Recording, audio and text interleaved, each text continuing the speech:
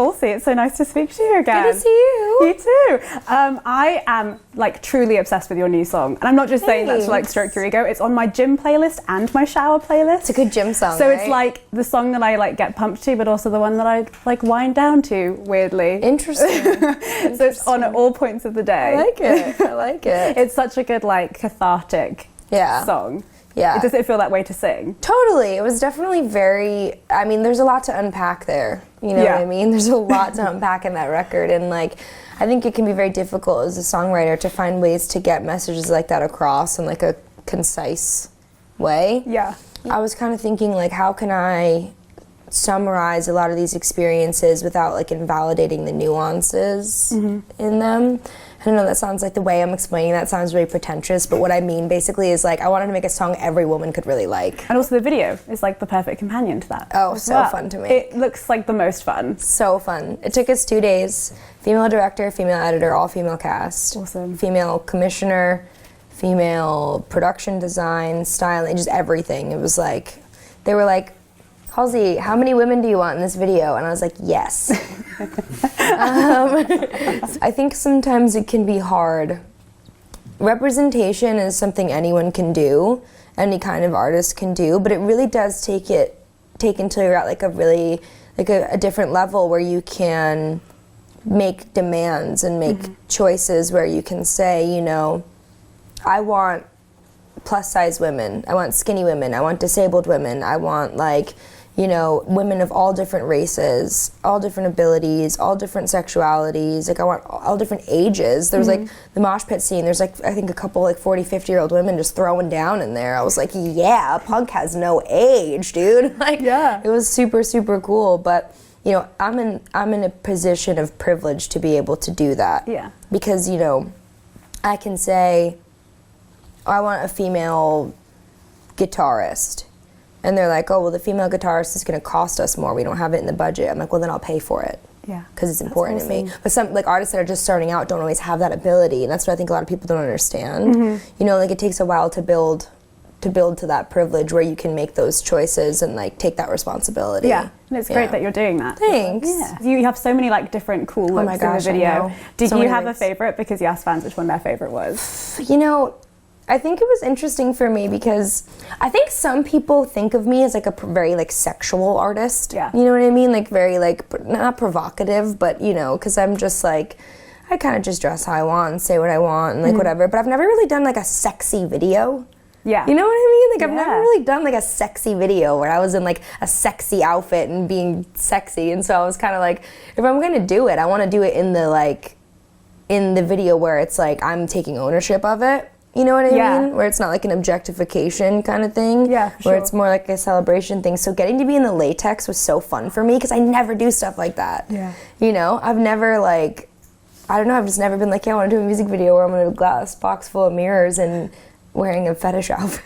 How long after you put on the outfit though, you like, this is so hot, this is so 3 tight. minutes. I'm going to have to get cut out of this. 3 minutes, and I had to wear it for probably 2 hours. And I was dancing and singing and like, it was very hard. I have so much respect for people whose job uniform requires latex. 'Cause it was tough, man. Can we talk about your insane year that you've had? Because I feel like every time I go on Twitter, it's like, Halsey breaks another record on the Hot 100 and everything. Yeah, I feel like a lot of the records are like made up. Sometimes I'll see something and it'll be like, Halsey is the longest running artist with red hair to ever have a single in the... I'm like, you made that up. Like, but in your down days, you can be like, yeah.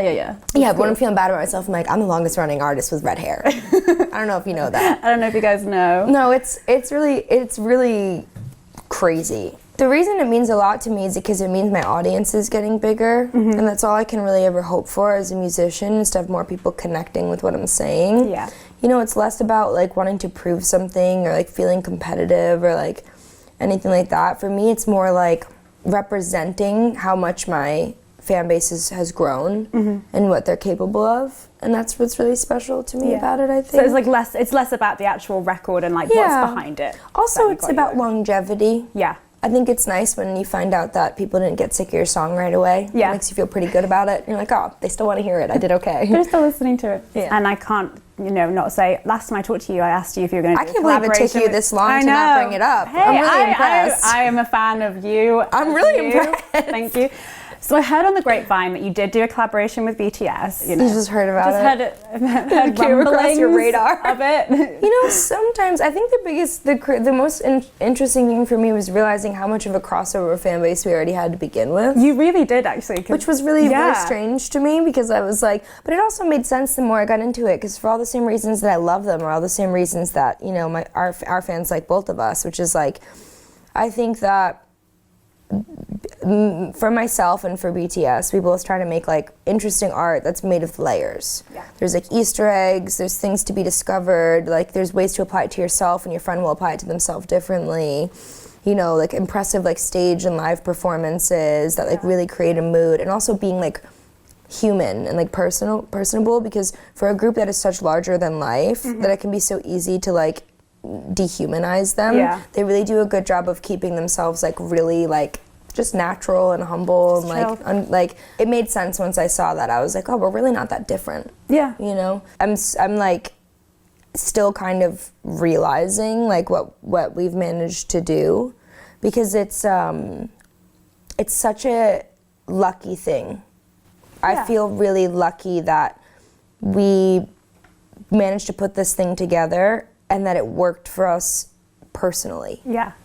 Because it made sense on paper. It was like, okay, cool, but we did it because we wanted to, because we were friends, And like every single time we hang out, we spend time together, and we have like a great performance, or like we just like have a great time just like hanging out. And like I leave them and I miss them in my heart. I don't feel like I'm walking away from like a collaborator, like a job. Like in my heart, I miss them. Yeah. And like I want to see how they're doing and check up on them. It's like, that's where I'm saying that it hasn't really sunk in yet, where it's like, this could have gone so many different ways, and how lucky for me to have, made a record with people who are not going to be my friends for the rest of my life. Yeah. Because it doesn't always happen that way. Yeah. It doesn't. Sometimes you do songs with people and it's cool and the art's good, but you don't stay friends forever. You kind of check out and you're like, okay, see you around maybe. Yeah. And I feel very firmly that I've made friends for life with them. Finally, I just want to commend you on the dancing in the video. Because, oh my God. No, but seriously, I last night finished a Boy With Love dance class. Oh, did so you? I do actually know the whole dance. You do? I was so sweaty. Like literally, it's so hard.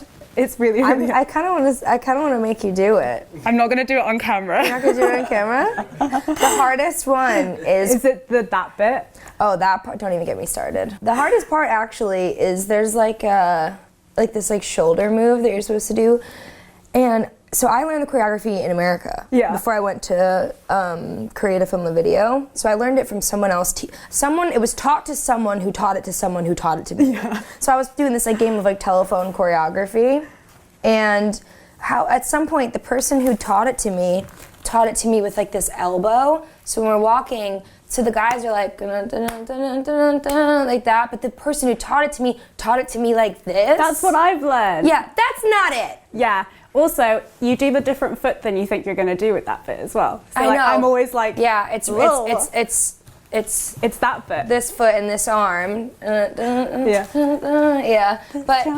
But I will say they have absolutely no shame about making fun of me for it. Because every time we do it, there's always, it's always the same. It's always J-Hope. But he's like the best dancer ever. J-Hope, Jungkook, and Jimin doesn't really make fun of me so much anymore, but like, they're always the two in the corner who are like, and I'm like, I can see you. I know you're making fun of me. I'm doing the best I can, okay? Like, whatever. And then when we did the BBMAs together and they saw, I did this like contemporary style like dance performance with this amazing dancer named Jade from the States. And we did this like crazy contemporary dance. And like, I remember seeing them afterwards and I was like, yeah, what? You go do that. Let me see you guys go do what I just did. And they were like, whoa. And I was like, yeah. Just because I can't do cool hip hop dancing doesn't mean that I suck. So there's like a bit of a discourse. You both got your own things. Yeah. That's why it works, the yin and the yang.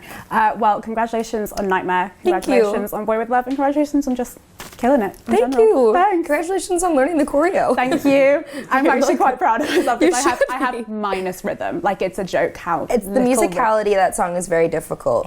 It is. Like, I've had professional dancers tell me that the musicality, that choreography.